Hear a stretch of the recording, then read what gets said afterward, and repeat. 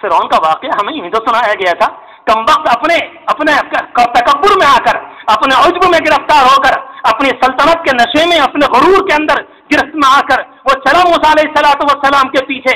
اللہ اس پر قادر تھا کہ اسی شہر کے اندر مارتا، اللہ اس پر قادر تھا کہ راستے میں زمین کو پھاڑ دیتا، سب کچھ قادر تھا.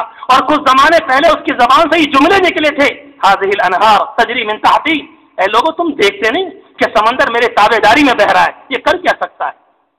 مگر رب العالمین لے کر آیا، اور وہ یہ سمجھا کہ ہم جا کر ان کو پکڑیں گے ابھی. اور موسیٰ علیہ السلام پار ہو گئے، اور جب بالکل بیچ دریا کے اندر پہنچا تو رب العالمین کی جانب سے حکم آ گیا، ٹھیک ہے اب کام ہو جائے گا. اور ایسی جگہ موت آئی کہ قرآن کریم کا بیان ہے ان کے متعلق اور قوموں کے متعلق. فما بقت علیہم السماء والارض، نہ آسمان نے آنسو بہائے، نہ زمین ان پر روئی. وما كانوا منظرین، نہ وہ اس لائق تھے، نہ ان پر کوئی آنسو بہانے والا تھا. ایسا ہی ہوا کرتا ہے.